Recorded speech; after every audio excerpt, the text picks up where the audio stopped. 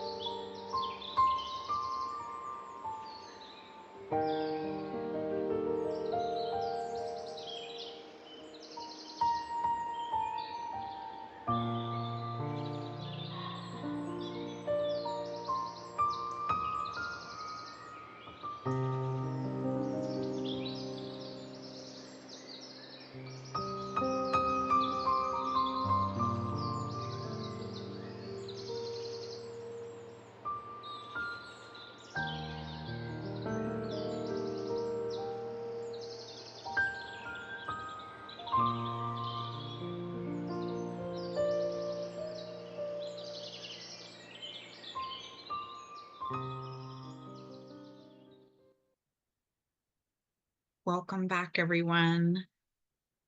I hope you enjoyed that moment.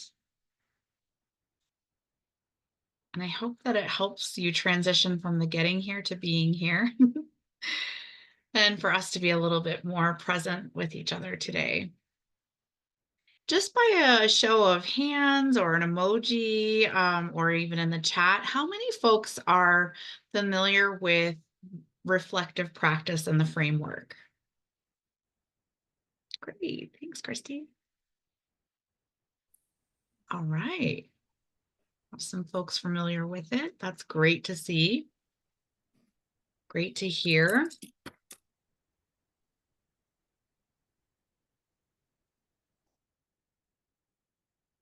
Wonderful. Okay. Well, if you're familiar with it or not familiar with it, this is a great opportunity to become a little bit more familiar with it and also to think about how we can transform the use of reflective practice. So I'm going to go over a little bit of an introduction as to what it is, but I hope that we can have other opportunities for those that aren't familiar with reflective practice to explore this a little bit further. So, we typically use this framework, especially in the early childhood world and the home visiting field. Um, it has become embedded into the process of how we conduct home visiting and also in early childhood education, and really just the tip of the iceberg in utilizing reflective practice in early intervention settings as well. It's a foundational framework of infant early childhood mental health. And I hope someday to see reflective practice even expanded into other fields, because I know that it's really um, been a powerful framework in my life, both personally and professionally. And I hope that others see the benefit of it as well. So it's an opportunity for us to meet with a reflective supervisor once a month or every other month, individually or in a group, to have a process of reflecting on the feelings that happen alongside of the work that we do. And as you know, in the early childhood field, often we're working in community and with families and sometimes challenging situations. And so we do need a space to really think about feelings that come up for us or situations that come up and how we can engage in that continuous quality improvement process of ourselves and examining how we might move forward in situations. So that's a little bit of a brief overview. We're going to dive into it a bit more too. I just wanted to kind of check in and see where we all were with a basic understanding of what reflective practice is.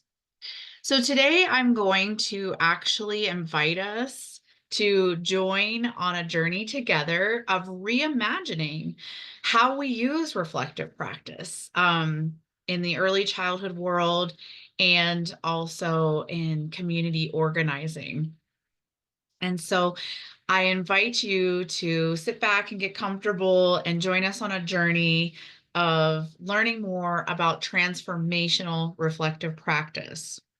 As I dove into giving us a really, really brief overview of what reflective practice is, and just mentioning what a strong impact it has had on my life, both personally and professionally, you can imagine that I feel the transformation that reflective practice has had in my life personally and professionally. And we can imagine how utilizing some of the framework of reflective practice can be transformational to the organizations that we work within, as well as communities that we reside in and support. So today our objectives will be understanding reflective practice, just a basic overview. There's so much more to it, and it's so much more fun to learn about it and practice it and just continue to learn more. And so, yeah, I hope we have an opportunity to dive into the foundations of reflective practice at some point together as well. We're going to look at foundational pieces of what community organizing is. And then the exciting part is connecting the frameworks together. So connecting reflective practice to community organizing to facilitate transformation and healing. I utilized the example of community organizing because our team with UNM Family Development Program works very closely with our early childhood coalitions across our state.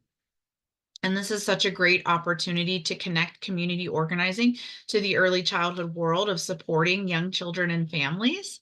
And you can think of community organizing or how it might impact, say, your organization or your community in other spaces that you may think of how this work can be applied and transformational.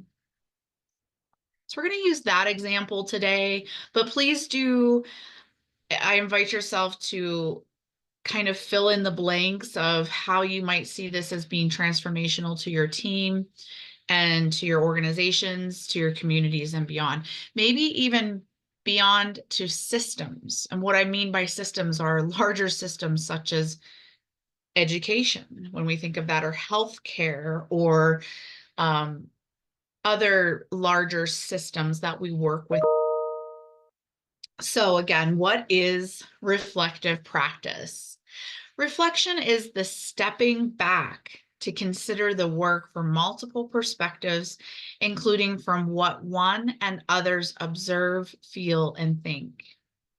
Collaboration is the respectful, mutual exchange that relies on full participation of fill in the blank, the professional, the family, the community, wherever you're applying reflective practice.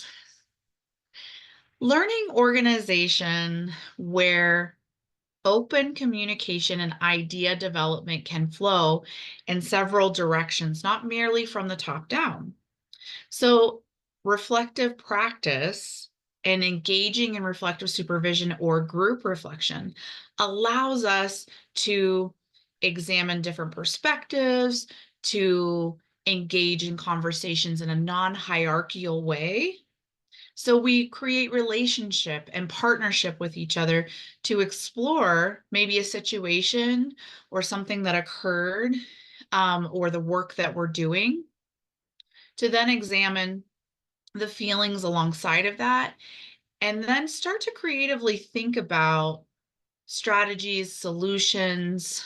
Maybe I wouldn't change anything at all. Maybe I don't move forward with this, but allowing us to have a space to explore these things and to think outside of the box and maybe partner with on solutions. The changes required will not be only in, but in ourselves as well. So not only within the community or within the organization or within the system of the structure, but also in ourselves. So think about that when we mention in the future here in just another slide or so, we talk about individual reflection and group reflection. Only by changing how we interact can shared visions, shared interactions, and new capacities for coordinated action be established. So think about that statement and relate it to your team, your department, your organization you work for, your community, or systems. So how we interact and we can share visions together and partner together, collaborate and build relationship. How those shared interactions can really be transformational to the work that we do.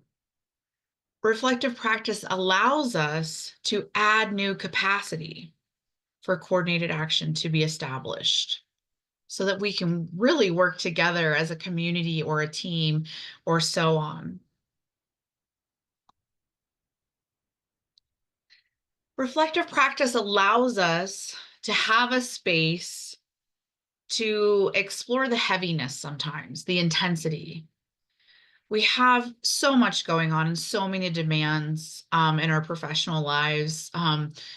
End of the month and year reports, applying for this, documenting this, submitting this assessment, conducting this with a family, providing resources for that, and just juggling so much, whether we work in direct care with children, managing behaviors and ensuring supportive and educational and fun environments that are safe for our little ones, and or whether we work in support roles to families or support to our teams that provide the direct services, or beyond in community work.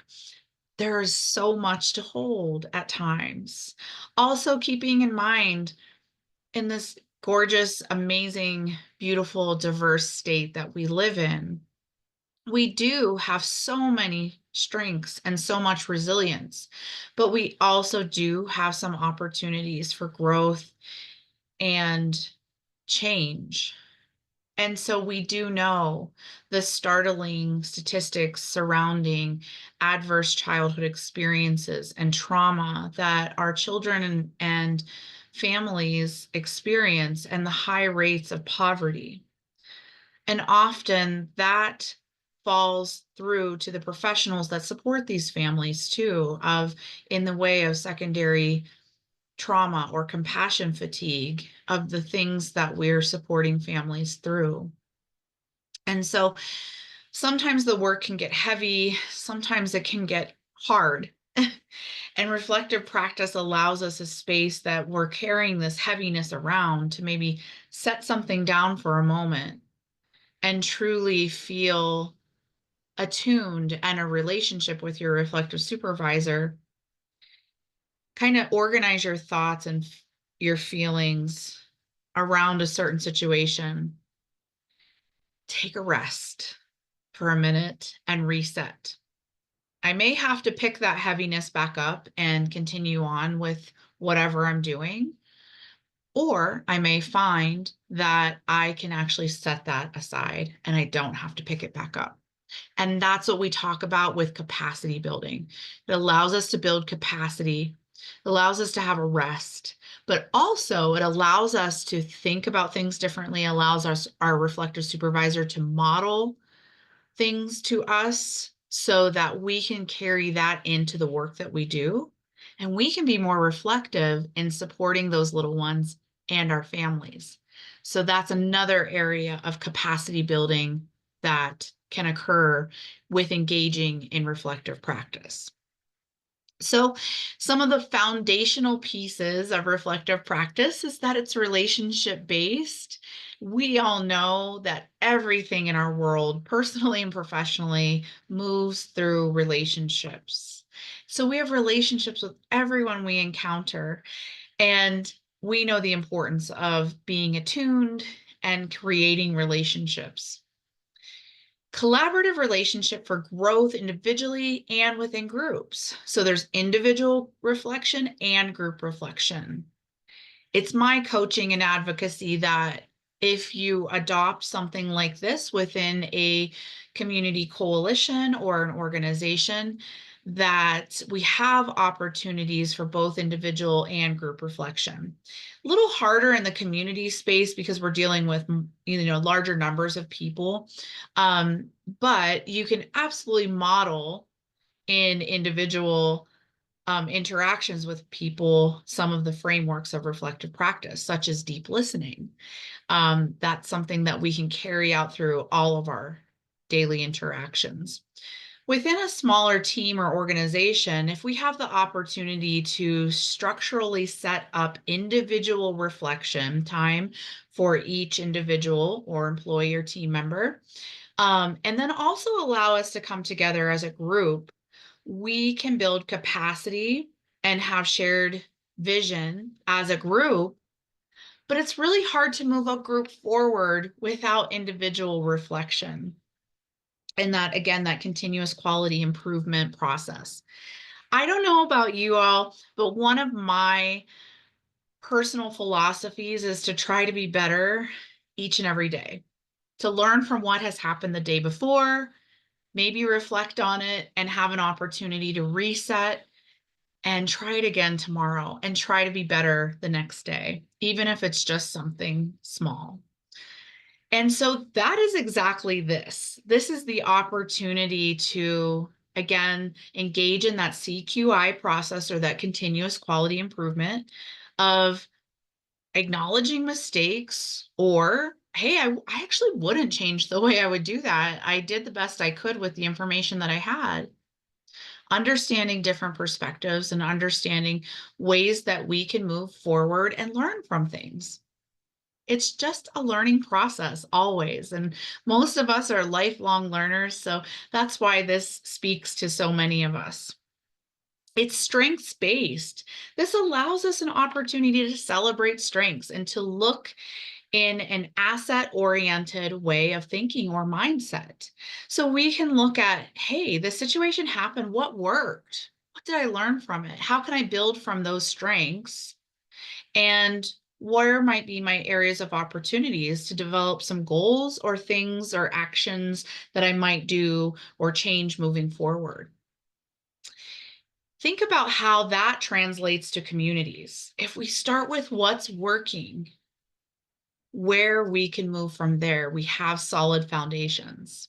Again, speaking to capacity building and creating that capacity and opportunities for us to build our skills in reflective supervision or group reflection and try things out and try deep listening skills or open-ended conversations and questions and to have a place to experiment together. We create partnerships that goes back to the relationship and creating that partnership and that equitable partnership together, non-hierarchical. We have an opportunity for exploration. We can think about things a little differently. We might have some time to slow down in reflective practice sessions to explore and wonder and think creatively. We can remain open and curious rather than rush to judgment. We can remain open and curious about situations or things that have occurred or problems that we may need to solve together versus rushing to judgment. This is a space that we can create vulnerability and safety. I call that a courageous space because it takes a lot of courage and bravery to be vulnerable. And it takes courage and bravery to create safety and partnership with other people too. So we have this opportunity to engage in a courageous space together that we can really share and be vulnerable. Vulnerability is bravery. We can ask and have open-ended dialogue and ask open-ended reflective questions and use the framework to really start to dive into the work or things that we're doing, or for holding a focus group for families in a community. We can really dive into just exploring what is their experience like in their community? What are some strengths in your community? What are some challenges or areas of opportunity for us to work on things together?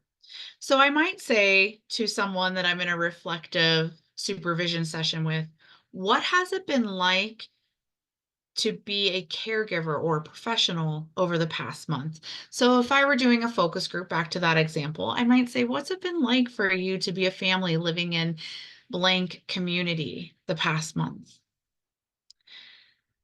So reflective discussions and courageous conversations allow us to step into the awkward. And that's another skill that we can practice. So many of us, including myself, are not always comfortable with the direct, critical conversations, right? Or the awkwardness or the silence in a conversation. So this allows me personally to practice those skills so I can be a better deep listener. I don't always have to rush to fill in the space of the conversation or be heard. We can allow for processing time. And when we step into the awkward, we really can address the problems versus kind of sweeping things under the rug and pretending like everything's fine. We really can make change when we step into the awkward, when we say the thing. We refrain from suggestions or fixing. So we don't always rush to that, but rather allow that participant or supervisee, however the structure is, to explore what might work best for them because they are the expert of themselves or their child or their classroom or their community. And often they know the answer. It's utilizing open-ended reflective questioning that helps us draw out that answer that might work better for them. We can plant seeds and say, what would it look like if you blank? And they can maybe think about that or process it. Maybe that wouldn't work for me. Or maybe 3 weeks later, they come back and they say, I've really been thinking about that thing that you mentioned in our reflective session.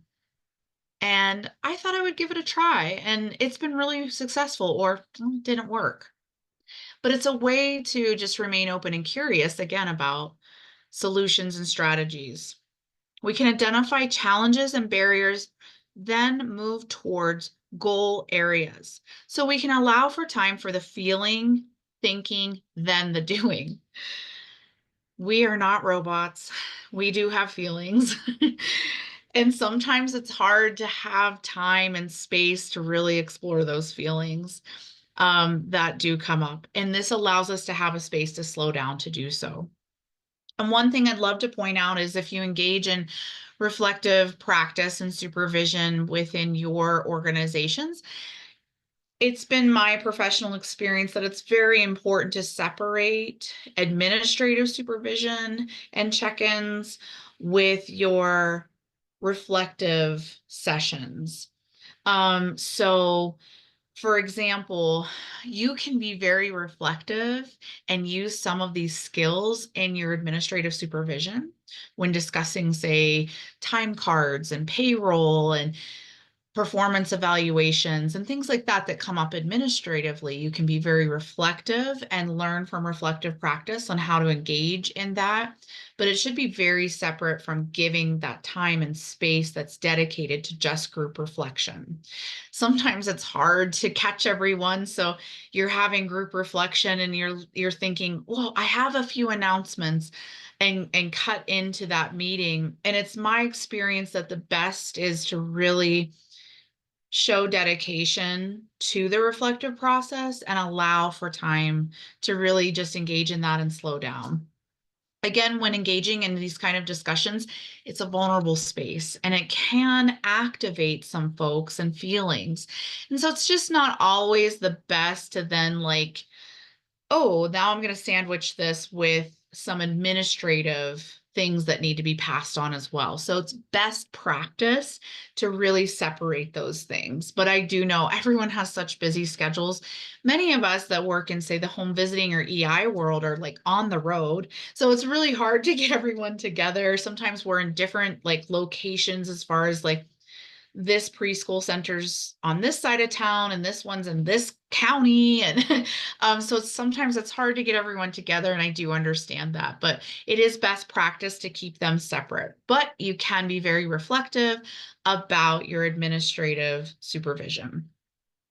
I feel like I had one other thing that popped up and I can't remember, but it will come back to me, I'm sure. Okay.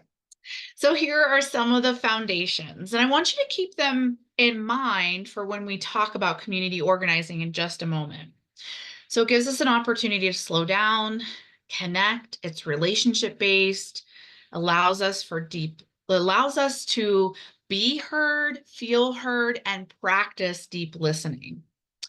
It's an opportunity for communication, being heard or being validated. Oh, wow, I don't feel as alone any longer because I feel validated. I'm speaking with other families in my community about this certain situation, and they're having the same experience, and I feel less isolated and alone. We have an opportunity to reflect back on the experience, dive into the feelings a little bit, maybe tease them out and understand them a little bit. But you are the expert of you.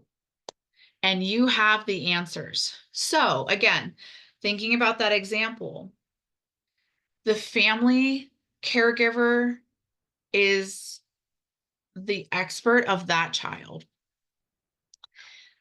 The classroom educator, teacher educational assistant, they are the experts of that classroom. The home visitor is the expert of their families that they work with. The EI professional is the expert of the families they have on their caseload. And community members are the experts of their communities. And so they have all the answers.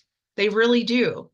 We just use a way of asking open-ended questions and us remaining open and curious to partner together to find those solutions and strategies and answers together. So that leads to the next bullet, open-ended dialogue to find strategies and solutions, utilizing creative thinking. And we do not always lead with what we know. Although you all are experts in many areas of your fields, we can go into a reflective discussion with someone, just not always leading with our expertise in what we know. But maybe towards the end, we can plant some seeds. Again, what would it look like if you tried this? Which leads me to the piece that I forgot earlier. Reflective practice is therapeutic, but not therapy.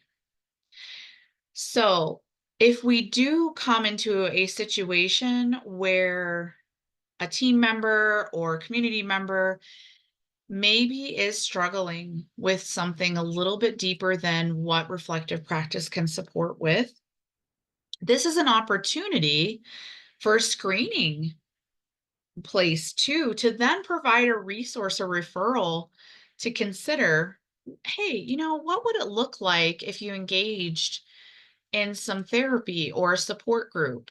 A mom struggling with postpartum depression. What would it look like for you to reach out to a counselor and to talk to your primary care physician about that? And how can I support? What would it look like to reach out to a support group, either online or in person, in your community that, you can discuss some of these things with? Because many women struggle with postpartum depression. So this is an opportunity where we can, again, plant those seeds. And I, for one, as an employee, would rather hear from someone that I have a relationship established with, that I might want to consider reaching out to our employee assistance program that has counseling services, versus someone that I don't really have a relationship with and I interact very little with. I might actually take advantage of that and really value that kind of mention versus just feeling like it's a checkbox of, you should go access your employee assistance program. And I just don't know what to do with that here. So it's an opportunity to screen in a sense where someone might need a little bit more support or provide those resources. We can avoid assumptions. And by avoiding assumptions, we can engage into the mindset of positive intent. And positive intent is strictly stepping back from trying to play the chessboard of what one person and the next move is going to be, and anticipate that. And why did she do this to me? And why did he do that to me? And I just don't understand. But rather, we can step into, I'm sure that this person was coming from a positive place and had good intent, and maybe it didn't come off like that, and maybe we had a rupture in our conversation, but I'm sure this person was coming to this situation with positive intent.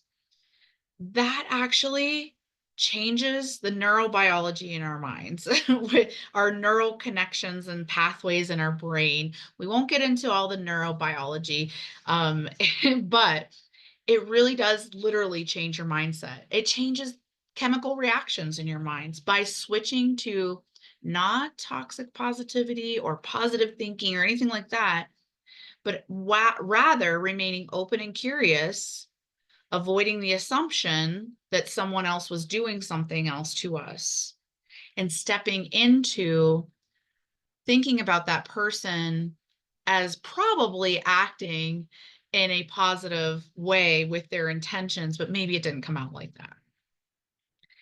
We can also step into growth mindset. So changing our ways of thinking and focusing on strengths can allow us to think about ways that we can grow and learn each and every day, versus That just can't be done. Our brains are wired to look for the negatives to keep us safe, right? We want to scan the environment always and make sure that there are no dangers. And the rustling in the bush could be a saber-toothed tiger, or it could be a bunny. Let's step into positive intent and let's remain open and curious and change the way our mind is actually wired, which is really hard. So this all takes practice and lots of learning. But I promise you that those frameworks and those pieces can translate into the work that you do every single day, no matter where you're at in the field. So let's talk about community organizing a little bit. So community organizing is such a fun thing, but it's also so powerful and so transformational. And this is where real work is done. It is not done from the top down. It is with us. It is with us organizing our grassroots efforts and us speaking up now more than ever on what we need, what our families need, what our kids need, what our communities need. And it's that important. Think about the history of just our country and civil rights and farm workers movements and so many things, women's rights that have been impacted by community organizing and grassroots efforts. So community-based work and community organizing is community based, and it's mostly volunteer. It's mostly people that get together that are passionate about a certain movement or, their community at large, and they can have a larger collective voice together. And they can engage in things like civic engagement and reaching out to leaders and reaching out to their community and mobilizing and connecting each other in the vein of social justice work. Our community coalitions that exist throughout our state is such a wonderful way to support professionals and families in understanding what civic engagement looks like so they can feel empowered to have a voice, to speak up for what is best for their unique communities and the needs that young children and families have and professionals have to support our organization. And at the state level, our early childhood education and care department has recognized this and put effort and funding into our communities, because we want to align at the local level all of the systems. We want to align resources. We want to train and empower professionals and families so that they have a collective voice. And that is really powerful that our state recognizes that, our secretary and the ECCD department recognizes this as being such important work to move the early childhood profession and services that we provide to families forward. So we can engage in community, engaging community members for events. Maybe it's a resource fair. We can connect them to resources. We can provide training and support on advocacy and civic engagement, because that's not always easy. We don't always know where to start when we maybe want to speak up or feel passionate about a certain opportunity or activity. It's grassroots, it's at community level, relationship based. Remember that from a slide before. We build networks of relationships. There's even a framework of community organizing called relational community organizing, because we recognize the importance of building relationships and connections. We can inspire change makers, and change makers and the things that we do impact systems and community change. It's that important. The importance of community organizing. Community members are the experts of their unique community and needs. I call myself a well-intended professional, where I might have an idea of what a community or an organization or someone needs, a family or professional or whatever. I might have like an idea, But if I go into this space with a family or a teacher in a classroom or a community with the idea that they are the experts, I'm going to collect, observe, and gather data and information, get some clarifying information on situations and experiences and what they might need support on. And then we can partner together to find solutions. Versus if I go into a community, for instance, and I think that this is the solution and this is the community, this is what the community needs. Let's just use the example of this community needs more playgrounds. And then I start to speak to the community members, maybe in focus groups or one-on-one conversations or, maybe a town hall kind of situation or whatnot. And then we find out that the community itself could care less about having more playgrounds, but they would rather have more childcare access or more preschool access. That changes things a lot. So we really want to hear from the community and the families that and the professionals that live and work there, on what they really need, because that's going to empower people to lead to community change.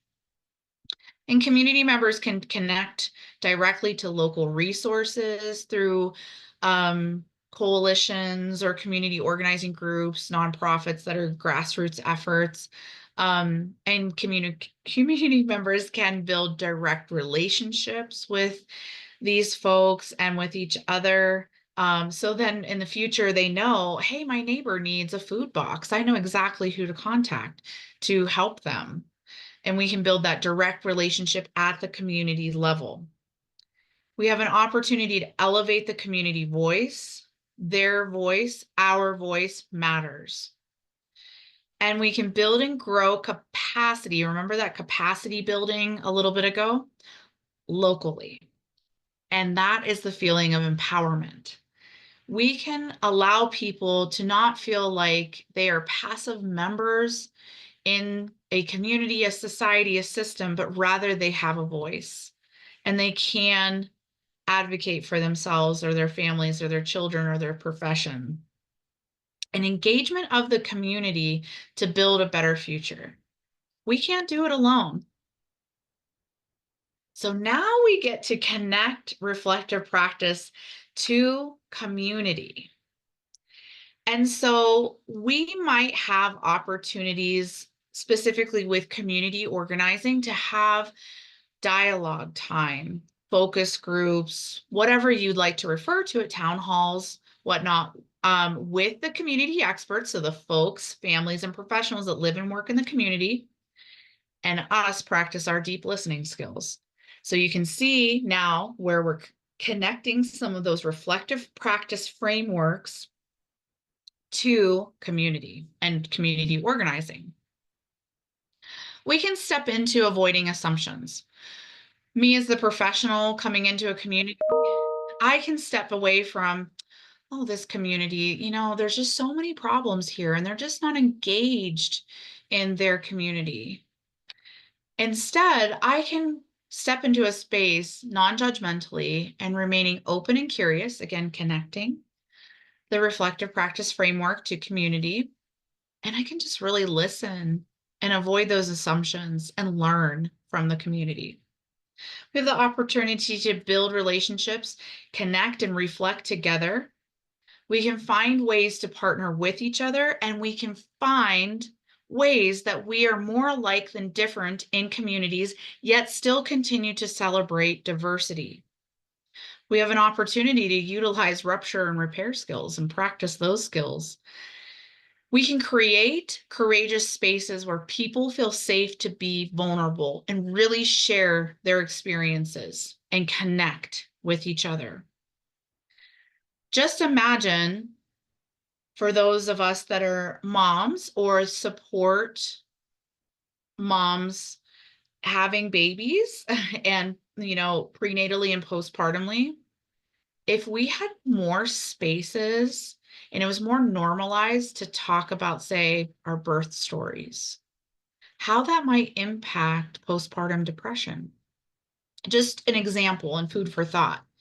So if we can normalize these conversations and create safety around some of these really tough topics of, say, substance use or trauma or racism or equity, how we can learn to be vulnerable with each other and learn to connect, learn where we have shared experiences, learn where we're more alike than different, and also be able to move forward rather than being trapped in the hard space or in the trauma. Again, we can remain open and curious. We can have a voice of empowerment. We can demonstrate that presence and engagement of being present and really engaged with the process, just here to learn. And we can practice a strengths-based mindset. How often have we went into community or an organization and maybe there's some things going on and it's hard, it's really easy for us to list a list a mile long of the things that are not going well in our community. But if we switch that to that, first start talking about what's working, what's really going well, what we can build upon, we can change the way we view our community. So here is a perfect segue into healing and transformation of systems and communities. As mentioned before, in our state, we are faced with high levels of trauma and poverty and historical and generational, I'm going to refer to this as resilience. Things that have occurred, right, to us in our state or in our country that have impacted us many generations ago. So, how do we talk about the experiences together and then find ways to move forward together? That is resilience. I refer to generational historical resilience versus generational historical trauma as resilience because we are still here. The Mexican proverb of, you thought you would bury us, but we were seeds. We continue to grow. We are still here. We are resilient. Our communities are resilient. And so excitingly, our rural, frontier, and tribal communities that may lack a lot of access to resources are so resilient in the ways that they informally provide support and services to each other. We have so much to learn from those communities. So how do they creatively and informally provide childcare if they don't have a childcare center? Or maybe I have an auntie down the street or a couple of ranches away or whatnot that is willing to take in a few kids in the neighborhood and provide childcare. So how do we creatively and informally come up with those systems to connect? How do we support each other in our communities? How do we support our community's youngest and most vulnerable and our oldest and vulnerable? How do we support each other? We have so much to learn from these communities because they are extremely resilient. And just because you may or may not live in a metropolitan area and it may be a resource rich area to be in a metropolitan area, doesn't mean that the connections and the relationships and the informal processes are always easy to access. Of course, we have experienced racial issues. We've experienced issues with inclusion, othering, and belonging. And do we feel that in our communities? And do we have spaces and places to talk about that so we can move forward together? Inequities exist in all of our communities. These can include racial, poverty, sexual orientation, gender equality, and different abilities. These issues affect all of our families, all of our kiddos, all of the folks that we work with.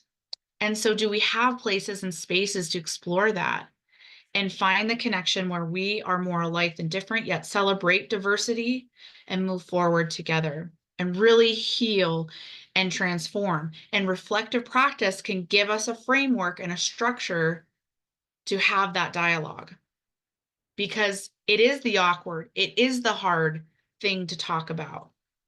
And this can give us a way of organizing how we structure conversations to be had to move forward. We can build community, feel less isolated, connect to critical resources and to each other, of course. We have an opportunity to change systems, not just people, to be trauma sensitive and resiliency informed. We have an opportunity to remember our activity at the beginning, where I mentioned harmonization of your nervous system. When we engage in conversation and presence with each other, we literally have an opportunity to connect with each other and harmonize our nervous systems collectively with each other in community. It's pretty amazing. We can share our lived experiences, and lived experience should be a part and at the heart of policy changes to transform and really truly heal communities. And we have the opportunity of elevation of voice and leadership. How can we do this? Well, reflective practice embodies many of the guideposts, as we talked about earlier, to direct change. So we can facilitate and lead dialogue to transformative action. We can have dialogue to lead to action, not just dialogue. Dialogue is great and it's healing and it's so powerful, and we need that to start to build action. But we can move towards action by first creating relationships, having the focus groups, having the discussions. We can look at assets assessments or community asset mapping.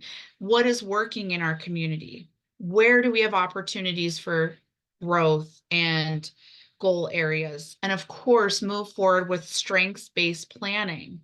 And that moves towards maybe even building strategic plans together.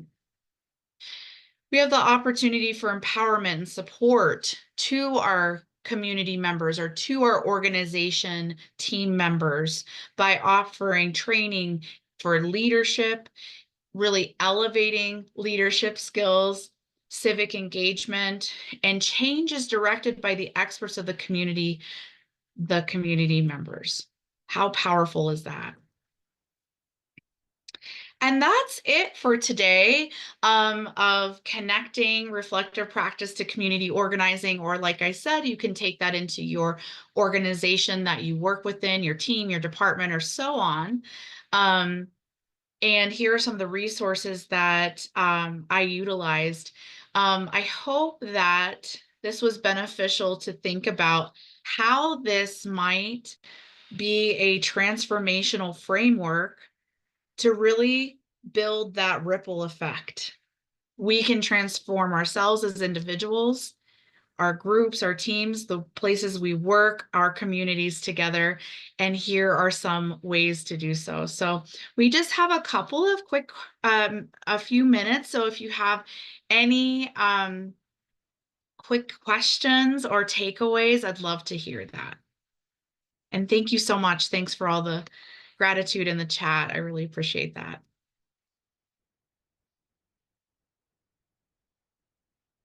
Hi, Lindsay. Could I can we go back to the slide that was right after the mindfulness exercise? I believe it was like the third slide, the first one in blue, if possible. Let's see. So you just tell me where to stop.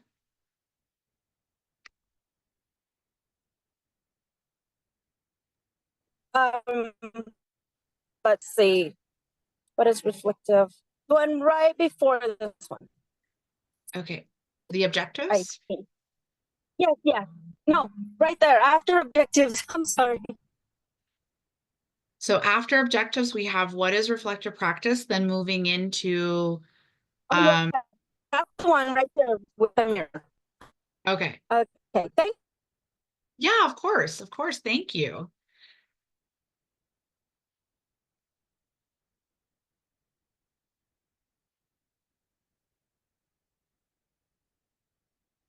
Great. Will you be emailing the slides to I us? can. Yeah. Okay, that would be I helpful. also did record the session, so I can email that link as well. Thank you. Yeah, yeah. Please feel free to share it with your teams or communities. And I'll also pop my email in the chat, which you also got an email from me as well. But so you have my contact information. I know I'm a processor, so I like have questions and things a few days later. So please do feel free to reach out. All right. Well, if there are no other questions or takeaways, I want to honor your time. And I am just so, so grateful that you joined me today. It's a topic that I'm really excited about and excited to share. And I am so grateful for the work that you all do each and every day to support our communities, our families, and our kiddos. So thank you so much. Have a great day, everyone.